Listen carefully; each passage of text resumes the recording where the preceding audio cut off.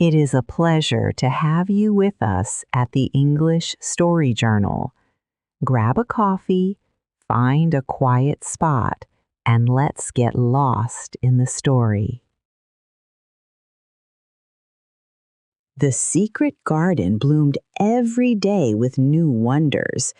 In the robin's nest were eggs. The mother robin sat on them, keeping them warm. At first, she was scared, and the father robin watched closely. Even Dickon did not go near the nest. He waited until the robins felt safe. He made them feel that everyone in the garden understood how special the eggs were. Everyone knew that if an egg was hurt, it would be a very bad thing. Everyone felt this, and the robins knew they felt it. At first, the robin watched Mary and Colin carefully, but he knew he did not need to watch Dickon. When he saw Dickon, he knew Dickon was like a robin, but without a beak or feathers. Dickon could speak the robin's special language. Dickon spoke it to the robin. The strange words he used for humans did not matter. The robin thought Dickon used those words because humans were not smart enough to understand bird talk. Dickon's movements were also like a robin's. He never moved too fast to scare them. All robins understood Dickon, so he was not a problem. But the robin felt he must watch Mary and Colin. The boy did not come into the garden on his legs. He was pushed in a chair with wheels. Soft furs were over him. This was strange. When he stood up and moved, he did it in a strange way. Others had to help him. The robin watched from a bush, head tilted. He thought the slow movements meant the boy was ready to jump like a cat. He worried this with his mate for days, but stopped. Her fear was too great for the eggs. When the boy began to walk by himself and even to move more quickly, it was a great relief.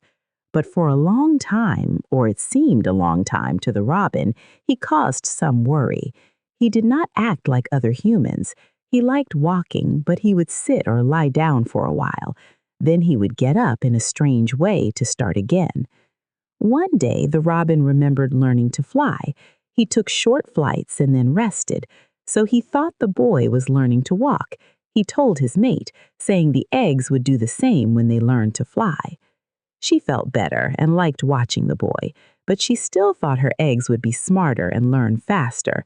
She said humans were clumsy and slow and never really learned to fly.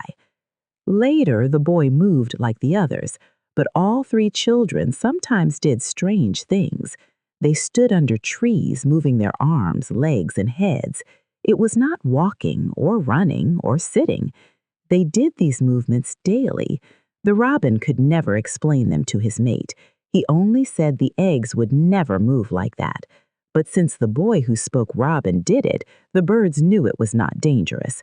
Robins don't need exercises like humans. Their muscles are always strong from flying to find food. The boy now walked, ran, dug, and weeded like the others. A great peace came to the nest. The robins were not afraid for their eggs anymore. They knew the eggs were safe, like in a bank vault, and watching the children was fun. On rainy days, the mother robin sometimes felt a little bored because the children did not come to the garden. But Mary and Colin were not bored even on rainy days. One morning, the rain fell heavily. Colin felt restless. He had to stay on his sofa because it was not safe to walk. Then Mary had an idea. "Now that I am a real boy," Colin had said, "my legs and arms and all my body are so full of magic that I can't keep them still. They want to be doing things all the time. Do you know that when I waken in the morning, Mary, when it's quite early and the birds are just shouting outside and everything seems just shouting for joy, even the trees and things we can't really hear, I feel as if I must jump out of bed and shout myself. And if I did it, just think what would happen." Mary giggled a lot. "The nurse would come running and Mrs. Medlock would come running and they would be sure you had gone crazy and they'd send for the doctor," she said. Colin giggled himself. He could see how they would all look, how scared by what he did, and how amazed to see him standing upright. "I wish my father would come home," he said. "I want to tell him myself. I'm always thinking about it, but we couldn't go on like this much longer. I can't stand lying still and pretending, and besides, I look too different. I wish it wasn't raining today." It was then Mary had her idea. "Colin," she began mysteriously, "do you know how many rooms there are in this house?" "About 1,000, I suppose," he answered. "There's about 100 no one ever goes into," said Mary, "and one rainy day I went and looked into ever so many of them. No one ever knew, though Mrs. Medlock nearly found me out. I lost my way when I was coming back, and I stopped at the end of your corridor. That was the second time I heard you crying." Colin started up on his sofa. "100 rooms no one goes into?" he said. "It sounds almost like a secret garden. Suppose we go and look at them. You could wheel me in my chair, and nobody would know where we went." "That's what I was thinking," said Mary. "No one would dare to follow us. There are galleries where you could run. We could do our exercises. There's a little Indian room where there's a cabinet full of ivory elephants. There are all sorts of rooms." "Ring the bell," said Colin. When the nurse came in, he gave his orders. "I want my chair. Miss Mary and I are going to look at the part of the house which is not used. John can push me as far as the picture gallery because there are some stairs. Then he must go away and leave us alone until I send for him again." Rainy days were not scary anymore. The footman pushed the chair into the picture gallery. He left Colin and Mary alone as he was told. They looked at each other, happy. When Mary was sure John had gone, Colin got out of his chair. "I am going to run from one end of the gallery to the other, and then I am going to jump, and then we will do Bob Haworth's exercises." They did all these things and more. They looked at the portraits, finding a girl in a green dress with a parrot. "All these," said Colin, "must be my relations. They lived a long time ago. That parrot one, I believe, is one of my great aunts. She looks rather like you, Mary, not as you look now, but as you looked when you came here. Now you are a great deal fatter and better looking." "So are you," said Mary, and they both laughed. They went to the Indian room and played with the ivory elephants. They found the pink room and a mouse hole in a cushion, now empty. They saw more rooms and made more discoveries than Mary had before. They found new hallways, corners, stairs, and old pictures they liked. It was a very fun morning, feeling far away even in the same house. "I'm glad we came," Colin said. "I never knew I lived in such a big, queer old place. I like it. We will ramble about every rainy day. We shall always be finding new, queer corners and things." That morning they were so hungry, when they returned to Colin's room, they ate all their lunch. The nurse carried the tray downstairs. She put it down loudly. Mrs. Loomis, the cook, saw the clean dishes. "Look at that," she said. "This house is full of mystery, and those 2 children are the biggest mysteries of all." "If they keep that up every day," said John, the strong footman, "it's no surprise he weighs twice as much now as he did a month ago. I might have to leave my job soon, so I don't hurt my muscles." That afternoon, Mary noticed that something new had happened in Colin's room. She had noticed it the day before, but said nothing, thinking the change might have been by chance. Today, she said nothing, but looked closely at the picture over the fireplace. The curtain was open. That was the change. "I know what you want me to tell you," said Colin, after she had stared a few minutes. "I always know when you want me to tell you something. You are wondering why the curtain is drawn back. I am going to keep it like that." "Why?" asked Mary. Because it doesn't make me angry anymore to see her laughing. I wakened when it was bright moonlight 2 nights ago and felt as if the magic was filling the room and making everything so splendid that I couldn't lie still. I got up and looked out of the window. The room was quite light and there was a patch of moonlight on the curtain, and somehow that made me go and pull the cord. She looked right down at me as if she were laughing because she was glad I was standing there. It made me like to look at her. I want to see her laughing like that all the time. I think she must have been a sort of magic person, perhaps. You are so like her now that sometimes I think perhaps you are her ghost made into a boy. That idea seemed to impress Colin. He thought it over and then answered her slowly. If I were her ghost, my father would be fond of me, he said. Do you want him to be fond of you? Asked Mary. I used to hate it because he was not fond of me. If he grew fond of me, I think I should tell him about the magic. It might make him more cheerful. Their belief in the magic was a strong thing. After their morning spells, Colin sometimes gave them talks about magic. I like to do it, he explained, because when I grow up and find many new things, I will have to talk about them. So this is practice. I can only give short talks now because I am very young. Also, Ben Weatherstaff would feel like he was in church and would fall asleep.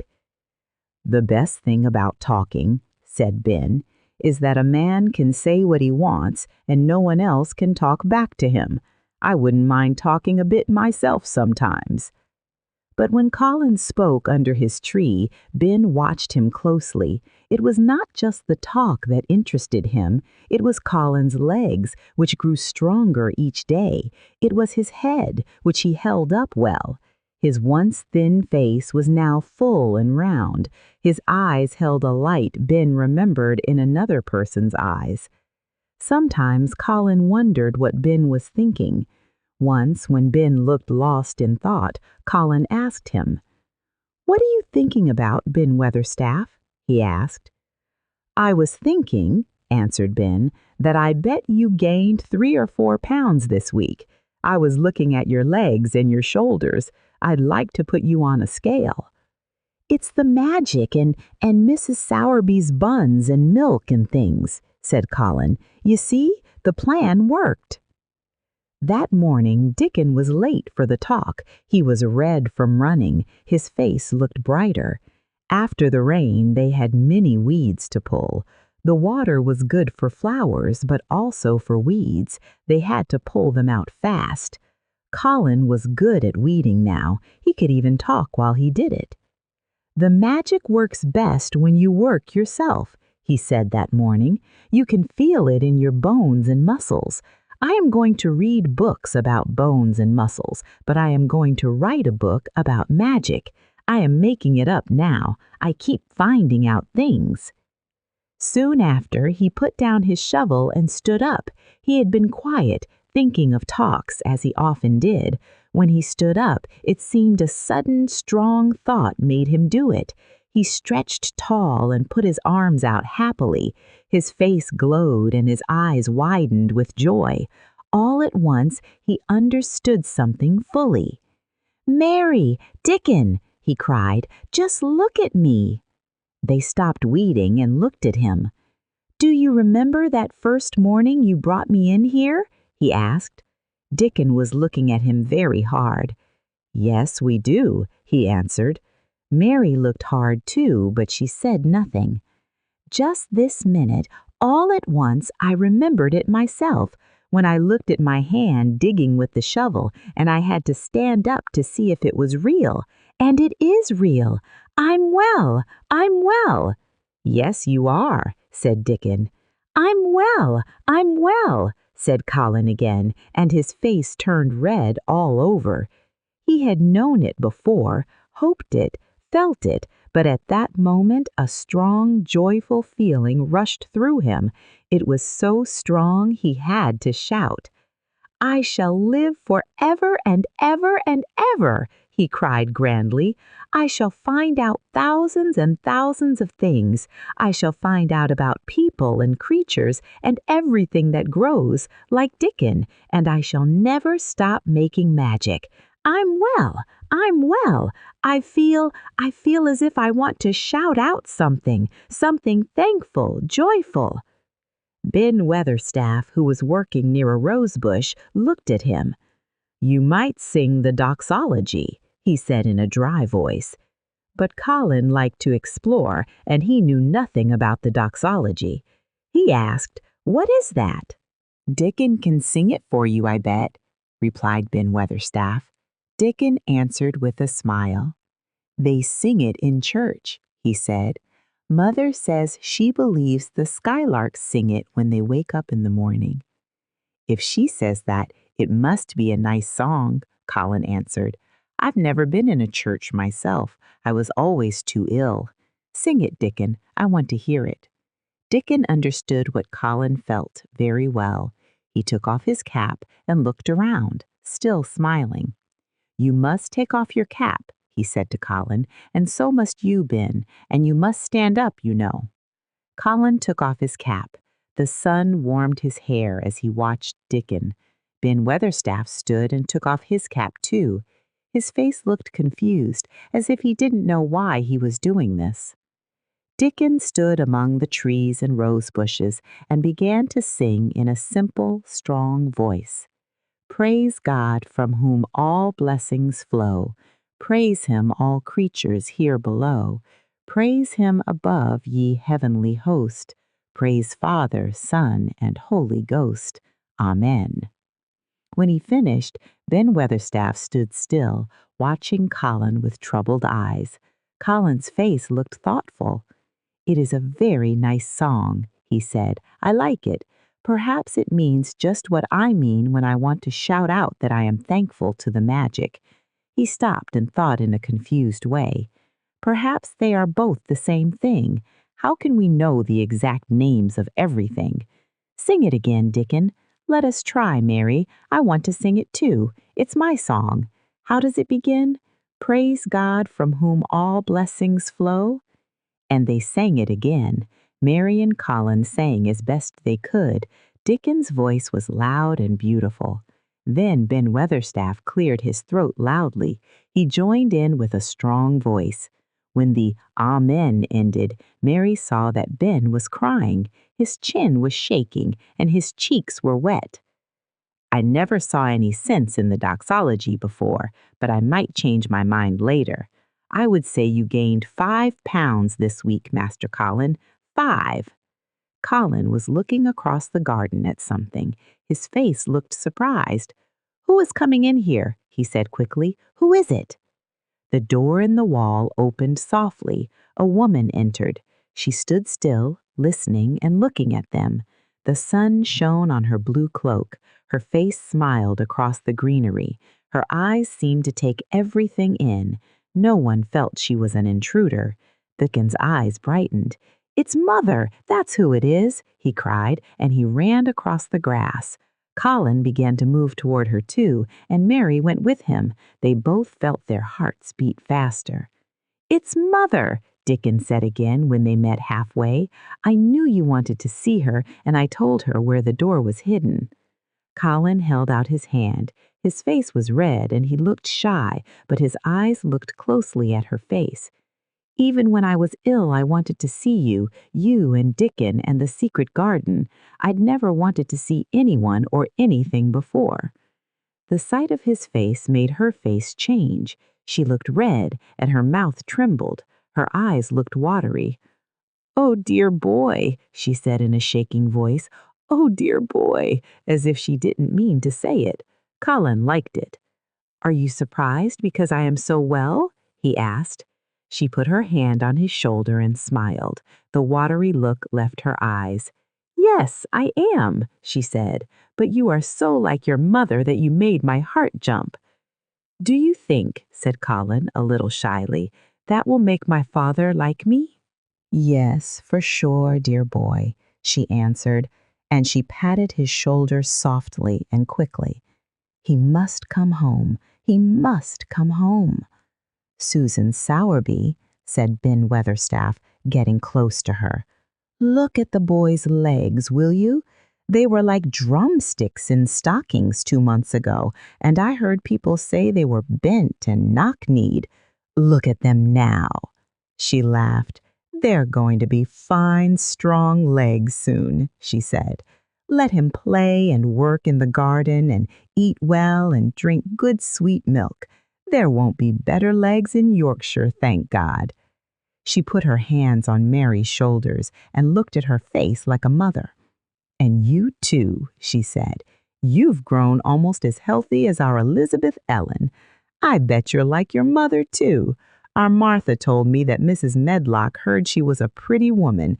You'll be like a pink rose when you grow up, my little girl, bless you." Mary was happy to hear she might look like her mother someday.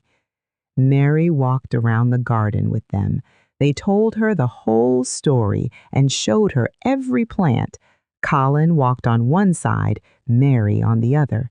They looked at her face. She seemed to understand them like Dickon understood his animals. She bent over the flowers and talked about them. Soot, the crow, followed her and flew onto her shoulder. When they told her about the robin and its young ones learning to fly, she laughed. "I guess teaching them to fly is like teaching children to walk," she said. "But I would worry if my children had wings instead of legs." Because she seemed so wonderful, they finally told her about the magic. "Do you believe in magic?" asked Colin after he told her about Indian fakirs. "I do hope you do." "Yes, I do, boy," she answered. "I never knew it by that name, but what does the name matter? I bet they call it a different name in France and Germany. The same thing that makes seeds grow and the sunshine made you well, and it's the good thing. It's not like us silly people who think names are important. The big good thing doesn't stop to worry, bless you. It keeps making millions of worlds like us. Never stop believing in the big good thing and know the world is full of it and call it what you like. You were singing to it when I came into the garden." "I felt so joyful," said Colin, looking at her with his special eyes. "Suddenly I felt how different I was, how strong my arms and legs were, you know, and how I could dig and stand, and I jumped up and wanted to shout out something to anything that would listen." "The magic listened when you sang the doxology. It would have listened to anything you sang. It was the joy that mattered. Oh, boy, names don't matter to the joy maker." And she patted his shoulders again. She had packed a feast. When it was time to eat, Dickon got it. She sat with them under their tree and watched them eat, laughing at their appetites. She was full of fun. She laughed when they told her how hard it was to pretend Colin was still sick. "You see, we can't help laughing nearly all the time when we are together," explained Colin, "and it doesn't sound ill at all. We try to stop it, but it bursts out, and that sounds worse than ever. There's one thing that comes into my mind so often, and I can hardly stop laughing when I think of it. I keep thinking, what if Colin's face becomes round like a full moon? It's not yet, but he gets a little fatter every day. What if it looks like one some morning? What would we do?" "Oh dear, I see you have a lot of acting to do," said Susan Sowerby. "But you won't have to do it much longer. Master Craven will come home." "Do you think he will?" asked Colin. "Why?" Susan Sowerby laughed softly. "I guess it would almost break your heart if he found out before you told him your way," she said. "You've stayed awake at night planning it." "I couldn't bear anyone else to tell him," said Colin. "I think about different ways every day. I think now I just want to run into his room." "That would be a good start for him," said Susan Sowerby. "I'd like to see his face, boy, I would. He must come back, he must." They talked about visiting her cottage. They planned it all. They would drive over the moor and eat lunch outdoors among the heather.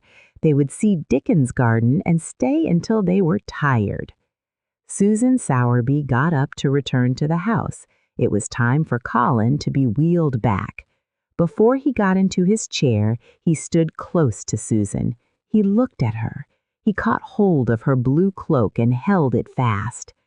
"You are just what I wanted," he said. "I wish you were my mother as well as Dickens." Susan Sowerby bent down and drew him close as if he were Dickens' brother. Her eyes became watery. "Oh, dear boy, your own mother is in this very garden, I believe. She couldn't stay away. Your father must come back to you. He must." People learned that thoughts are very powerful. A sad thought can be dangerous like a sickness, but a good thought can be like sunlight. When Mary's mind was full of bad thoughts, she was sick and unhappy. But when she thought of robins, children, spring, and the secret garden, she became well and happy. Colin was the same. When he only thought of being sick and dying, he was always angry and scared. But when new, happy thoughts came, he started to get strong. His new ideas were simple and worked well. Much more surprising things can happen to anyone who pushes out a bad thought and puts in a good, brave one. Two things cannot be in one place. Where you tend a rose, my lad, a thistle cannot grow. While the secret garden and two children were coming alive, a man traveled in beautiful places in Norway and Switzerland. For 10 years his mind was full of dark, sad thoughts. He had not been brave. He never tried to put other thoughts in place of the dark ones. He had seen beautiful places and flowers, but he only thought of his sorrow. A terrible sadness had come to him when he was happy. He let his soul fill with darkness and did not allow any light to come in. When he traveled, he brought sadness with him. Strangers thought he was either crazy or had done something bad. He was a tall man with a thin face and bent shoulders. His name was Archibald Craven from Misselthwaite Manor, England. He had traveled far since the day he saw Mary in his study and told her she could have her bit of earth. He had been to the most beautiful places in Europe, but he never stayed long. He chose quiet, far-away spots. He had stood on mountain tops as the sun rose, making the world seem new. But the light never seemed to touch him. Then, one day, he realized something strange had happened for the first time in 10 years. He was in a wonderful valley in Austria. He had walked alone through such beauty, but it had not made him feel better. At last, he felt tired. He lay down to rest on soft moss by a stream. It was a clear little stream that ran happily, bubbling over stones. He saw birds drink from it and then fly away. The tiny sound of the stream made the valley feel very, very quiet. As he watched the clear water, Archibald Craven slowly felt his mind and body become quiet, like the valley itself. He wondered if he would sleep, but he did not. He looked at the sunlit water and saw flowers growing by the water and remembered how he used to look at such things years ago. He did not know that this simple thought was slowly filling his mind, pushing other things aside. He only knew that the valley seemed to grow quieter as he looked at the bright, delicate blueness. He did not know how long he sat there or what was happening to him, but at last he moved as if waking up. He stood up slowly, taking a long, deep breath. He wondered about himself. Something quiet seemed to have been freed inside him. "Is it?" he said, almost in a whisper, and he passed his hand over his forehead. I almost feel as if I were alive." He did not understand how this had happened, but months later, when he was back at Misselthwaite, he remembered this strange hour. He found out by chance that on this very day, Colin had cried out as he went into the secret garden, "I am going to live forever and ever and ever." The strange calmness stayed with Mr. Craven for the rest of that evening, and he slept a new, peaceful sleep. But it did not stay with him for very long. He did not know how to keep it. The next night, he opened the doors wide to his dark thoughts, and they came rushing back. He left the valley and continued his travels. But strange as it seemed to him, there were minutes, sometimes half hours, when without knowing why, the black sadness seemed to lift again. He knew he was a living man, not a dead one. Slowly, for no reason he understood, he was coming alive with the garden. As summer changed to autumn, he went to the Lake of Como. He found great beauty there. He spent his days on the lake or walked in the hills until he was tired enough to sleep. By this time, he knew he was sleeping better, and his dreams were no longer scary. Perhaps, he thought, my body is growing stronger. His body was growing stronger, but because of the rare peaceful hours when his thoughts changed, his soul was slowly growing stronger too. He began to think of Misselthwaite and wonder if he should go home. He thought about his son and what he would feel looking at his pale, still face. He felt afraid to see him. One day, he walked until late. The world was beautiful under the full moon. He sat by the lake, breathing the night air.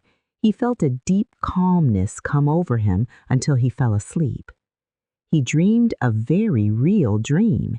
He thought he was awake, sitting by the water, when he heard a voice calling. It was sweet and clear and happy and far away. It seemed very far, but he heard it clearly, as if it were right next to him. "Archie, Archie, Archie," it said, and then again, sweeter and clearer than before, "Archie, Archie." He thought he sprang to his feet, not even startled. It was such a real voice, and it seemed so natural that he should hear it. "Lilias, Lilias," he answered. "Lilias, where are you?" "In the garden," it came back like a sound from a golden flute. "In the garden." And then the dream ended. But he did not wake up. He slept soundly and sweetly all through the lovely night. When he did awake at last, it was a bright morning. A servant was standing and looking at him. The man held a tray with some letters on it. He waited quietly until Mr. Craven took them.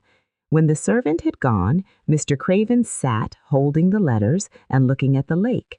His strange calm was still upon him, and a lightness, as if something had changed. He remembered the real dream. "In the garden," he said, wondering at himself. "In the garden? But the door is locked, and the key is buried deep." When he looked at the letters a few minutes later, he saw that the one on top was an English letter from Yorkshire. It was written in a clear woman's handwriting, but it was not a hand he knew. He opened it, barely thinking of the writer, but the first words caught his attention at once. "Dear Sir, I am Susan Sowerby that made bold to speak to you once on the moor. It was about Miss Mary I spoke. I will make bold to speak again. Please, sir, I would come home if I was you. I think you would be glad to come, and if you will excuse me, sir, I think your lady would ask you to come if she was here. Your obedient servant, Susan Sowerby." Mr. Craven read the letter twice before he put it back in his envelope. He kept thinking about the dream. "In the garden," he said, wondering at himself. "In the garden? But the door is locked and the key is buried deep." He went to the villa and told Pitcher to prepare for their return to England. A few days later, he was in Yorkshire again. On his long train journey, he found himself thinking of his son, Colin, as he had never thought in all the past 10 years. For 10 years, he had only wanted to forget Colin. Now, memories came to him. He remembered the dark days when he was mad with grief because the child lived and his wife died. He had refused to see the baby. When he finally looked, it was so weak everyone thought it would die. But it lived, and then people thought it would be sick and disabled. He had not felt like a father. He gave Colin doctors and nurses, but he avoided the boy. The first time he saw Colin after a year, he could not bear the sight of his eyes, so like and yet so unlike his wife's. He turned away, pale. After that, he rarely saw Colin except when he was asleep. All he knew was that Colin was always sick, with an angry, wild temper. He always got his way to prevent his rages. This was not happy to recall, but as the train moved, the man who was coming alive began to think in a new way. He thought long and carefully and deeply.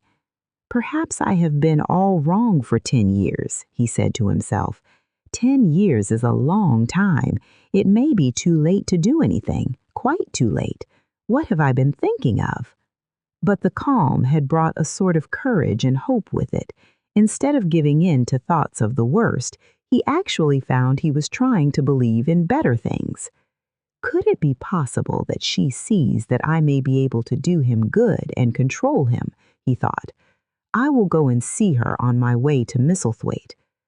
But when he stopped the carriage at the cottage on his way across the moor, 7 or 8 children playing nearby gathered. They told him their mother had gone to the other side of the moor early in the morning to help a woman with a new baby. Our Dickon, they said, was at the manor, working in one of the gardens, where he went several days a week. Mr. Craven saw they were a healthy, likable group. He smiled and gave a gold coin to the oldest child, Elizabeth Ellen. "If you divide that into 8 parts, there will be half a crown for each of you," he said. Amid smiles and bows, he drove away, leaving happy children behind. The drive across the moor was calming. It gave him a sense of homecoming, a feeling he thought he'd never have again. He remembered how he had left last time, afraid of the house and the boy. How real that dream had been, how wonderful and clear the voice that called back to him, "In the garden, in the garden." He said, "I will try to find the key. I will try to open the door. I must, though I don't know why." When he arrived at the manor, the servants noticed he looked better and did not go to his usual remote rooms. He went into the library and sent for Mrs. Medlock. She came to him excited and flustered. "How is Master Colin, Medlock?" he inquired. "Well, sir, he's different in a manner of speaking." "Worse?" he suggested. Mrs. Medlock's face turned red. She tried to explain that no one could understand Colin's changes. His appetite was strange, and his ways. "Has he become more peculiar?" her master asked, frowning anxiously. "That's it, sir. He's growing very peculiar when you compare him with what he used to be. He used to eat nothing, then suddenly ate a lot, then stopped again. You never knew, sir, perhaps that out of doors he never would let himself be taken. It was very hard to get him to go out. He would get so angry that Dr. Craven said they couldn't force him.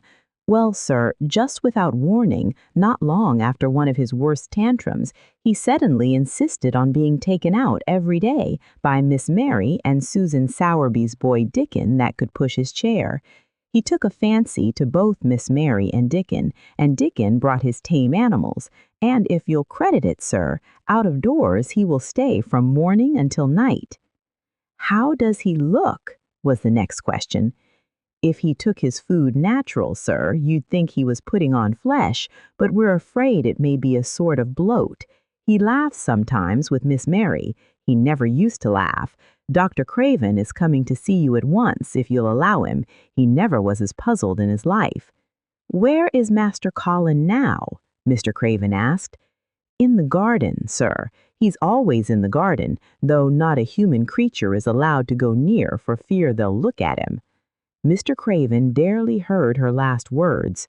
"In the garden," he said, and after he had sent Mrs. Medlock away, he stood and repeated it again and again. "In the garden." He made an effort to return to himself, then turned and left the room. He walked, as Mary had done, through the bushes and past the fountain, which was playing. He crossed the lawn and turned into the long walk. He walked slowly, feeling drawn to the place he had left. As he got closer, his steps became even slower. He knew where the door was, even though the ivy hung thick over it, but he did not know exactly where the buried key lay. So he stopped and stood still, looking about him, and almost the moment after he had paused, he started and listened, asking himself if he were walking in a dream. Ivy covered the door, the key was buried, and no one had entered for 10 years, and yet inside the garden there were sounds. He heard running feet and quiet voices, then happy cries. It sounded like children's laughter, trying to be hidden but about to burst out. Was he dreaming? Was he losing his mind? Was this what the voice in his dream meant? And then the moment came, the uncontrollable moment when the sounds forgot to hush themselves. The feet ran faster, nearing the door. There was quick, strong breathing and wild laughing shouts which could not be contained, and the door in the wall was flung wide open, the sheet of ivy swinging back, and a boy burst through it at full speed, and without seeing the outsider, dashed almost into his arms. Mr. Craven put his arms out just in time to catch him. He held him away to look, amazed and truly gasped for breath. He was a tall, handsome boy, glowing with life. His face was flushed. He threw his hair back and lifted strange gray eyes, full of boyish laughter. It was the eyes that made Mr. Craven gasp. "Who? What? Who?" he stammered. This was not what Colin had planned, but perhaps it was better. He stood up tall. Mary, who had run with him, thought he looked taller than ever. "Father," he said, "I'm Colin. You can't believe it. I scarcely can myself. I'm Colin." Like Mrs. Medlock, he did not understand what his father meant when he said hurriedly, "In the garden, in the garden." "Yes," hurried on Colin. "It was the garden that did it, and Mary and Dickon and the creatures and the magic. No one knows. We kept it to tell you when you came. I'm well.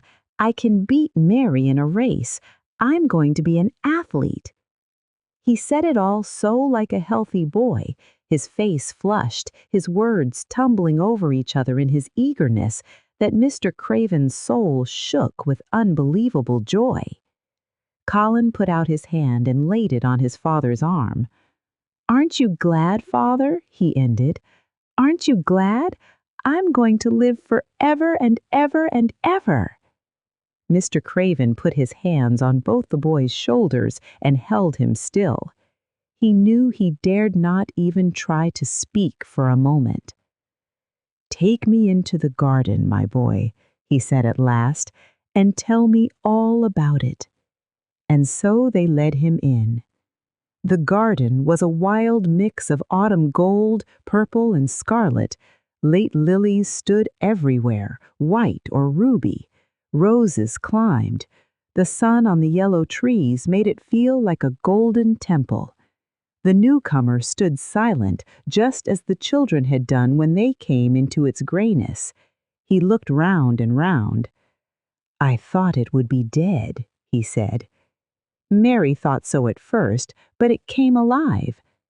Then they sat down under their tree, all but Colin, who wanted to stand while he told the story. It was the strangest story Archibald Craven had ever heard. Mystery, magic, wild creatures, a midnight meeting, the coming of spring, Colin's pride, strange friendships, and a big secret. Mr. Craven laughed until he cried, and sometimes cried when he was not laughing. Colin was a funny, lovable, healthy young boy. "Now," he said at the end of the story, "it need not be a secret any more. I dare say it will frighten them nearly into fits when they see me, but I am never going to get into the chair again. I shall walk back with you, Father, to the house." Ben Weatherstaff usually stayed in the gardens, but he found an excuse to go to the kitchen, and Mrs. Medlock invited him for beer. He was there, as he hoped, when the most exciting event at Misselthwaite Manor happened. A window looked onto the lawn. Mrs. Medlock hoped Ben had seen Mr. Craven and Colin. "Did you see either of them, Ben Weatherstaff?" she asked. "Aye, that I did," he answered with a knowing look. "Both of them?" suggested Mrs. Medlock. "Both of 'em," returned Ben Weatherstaff. "Thank you kindly, ma'am. I could sup up another mug of it." "Together?" said Mrs. Medlock, quickly overfilling her beer mug in her excitement. "Together, ma'am," and Ben gulped down half of his new mug at one gulp. "Where was Master Colin? How did he look? What did they say to each other?"